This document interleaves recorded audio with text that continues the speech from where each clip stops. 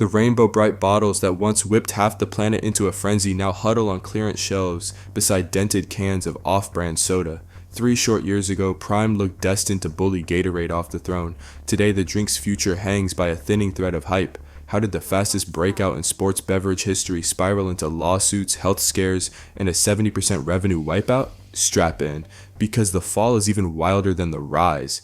Oh, bro, when you drink it, you're gonna come, bro. Whoa! That's how good it is, bro. Instant ejaculation. Back in January 2022, Prime blasted onto the scene like a confetti cannon. Logan Paul and KSI leveraged a combined 200 million subscriber megaphone to pitch their Better For You potion, teasing scarce drops, surprise flavors, and tongue-in-cheek promises of instant. Well, you heard the clip. The scarcity game worked. UK kids flipped bottles for £20 plus in school hallways, while US fans camped outside Walmart before dawn hoping to snag a case. The craze sparked a secondhand market in some schools, with students reselling single bottles for a profit. Maybe young children might feel like, because it's colourful, you know, it's bright, they might think, oh yeah, that looks so cool. I just think it's because famous people are like, yeah, the influencers. Yeah, like influencing it, and like everyone believes them. First year retail sales roared past $250 million, numbers so gaudy even Coke executives reportedly tuned in. But every balloon full of hot air hits the ceiling eventually, and Prime's first pinprick arrived from its own factory line. In mid-2024, bottling giant Refresco sued Prime's parent Congo Brands for a bruising $67.7 million, accusing the influencers of ghosting on a 3-year production deal after Refresco had already retooled an entire Missouri line for Prime's custom bottles. Internal emails filed with the court hint that Prime's team panicked when demand softened. Instead of swallowing excess inventory fees, they allegedly bolted, leaving the bottler holding the bag in a warehouse full of unsellable plastic. The lawsuit opened more than a legal headache. It tore away the cloak of invincibility.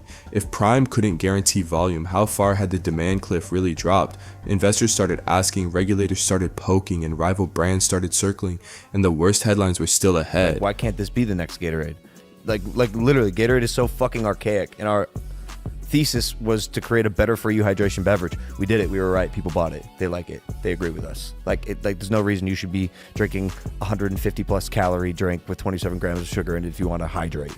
That's insane. The hydration beverages that are on the market right now are like either A, not good for you, B, taste like shit, or C, are archaic as fuck. Gatorade's been around for 15 years, has 120 calories. It's so high in sugar, it's fucking garbage. Yeah, man. Why has no one effectively made a drink that is actually better for you and is affordable and tastes good? If a parent came into my doctor's office, I would not recommend that their child drink this for lunch. Prime, oh my God, I'm about to get so much hydration. No, this is garbage. I'm gonna tell you exactly why Prime doesn't rehydrate you. It is not optimal for hydration. Spring 2024 delivered a 1-2 punch no consumer brand wants: health hazard claims and political scrutiny.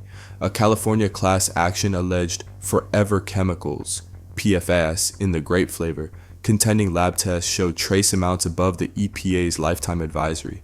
Prime fired back, saying the results were below detection limits, but the words forever chemicals stick in shoppers' minds like gum on sneakers. At the same time, Senate Majority Leader Chuck Schumer demanded the FDA investigate Prime Energy's 200ml caffeine load and kid-friendly marketing, blasting the drink as summer's status symbol that could endanger children. The company insisted its hydration line is caffeine-free and labels are crystal clear. Regulators haven't ruled yet, but the damage to parental trust was instant, and trust, once cracked, rarely glues back together. While lawsuits stacked up, cash flow fell off a cliff. Newly filed accounts show Prime's UK turnover crashing from £112.2 million in 2023 to just £32.8 million in 2024, a staggering 70% drop, while profit nosedived 92%.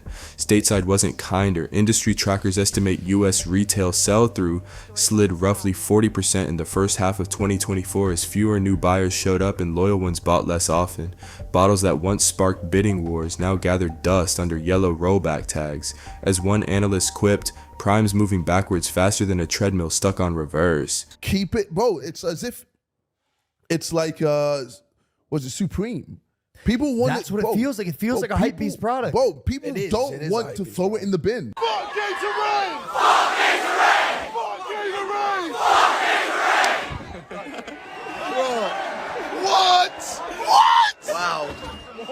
Fucking hell. The UK shows up. Holy shit. Cue the celebrity clash that turned a brand crisis into tabloid spectacle. In June 2024, Lionel Messi unveiled Maz Plus by Messi, an electrolyte drink boasting natural flavors, 10 calories, and 0 caffeine. The bottle's rounded shoulders and neon gradients looked, let's say, familiar.